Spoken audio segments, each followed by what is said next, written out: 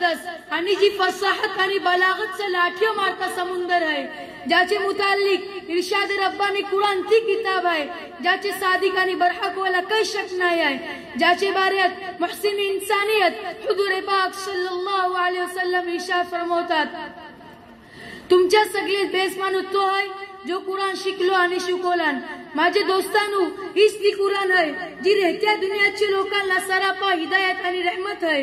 हीच ती कुरान आहे ज्याने रसूलची रिसालतले एजाज बख्शलान। हीच ती कुरान आहे ज्याचे बदौलत महबूबची असल रजा नसीब होते। हीच ती कुरान है जी सच्चाई आणि ईमानदारीची नसीहत देत आहे। हीच ती कुरान आहे ज्याने दिमागला ताकद बख्शलान। आजच्या या दौरला हिफ्ज कलाम पाकला फुजूल समजतात, याचे अल्फाज रटण्यावर कमीपणा समजतात। ऐसा बोलतात की असा रटना आणि बिना समजून पडना बेफायदा है।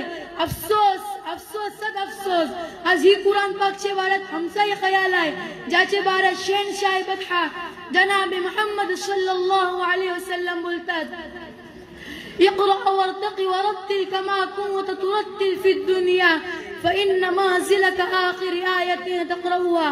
क़यामतची रिज हाफिज कुरानला बोलतील, कुरान परत जा आणि जन्नतचे दर्जे चरत जा, थोपून थोपून पड जैसा की तू दुनियात पडत होतोस, आणि तुझं मकाम आणि ठिकाण ती आहे जिकडे तुझी आखरी आयत खपल। अल्लाहचे प्यारे नबी इरशाद फरमावतात, ज्याने कुरान हिफ्ज केलान मग त्यावर अमल केलान तर कयामतची रिजा ताजे वालिदेनला सूरजच्याहून जास्ती रोशन ताज पहनवतील। गौर करियाचो मुकाम आहे की वालिदेनला ह्या गिरा कदर इनामशी नवाजतील, मग कुरान परत असेल मग त्याचा काय मुकाम असेल। आखिरला मी अल्लाहशी दुआ करताय की अल्लाह ताला आपल्याला आणि मुसलमानला कुरान शिकून दुसऱ्यांना शिकवायची तौफीक अता फरमाए। आमीन व मा अलैना इल्लल बलाग।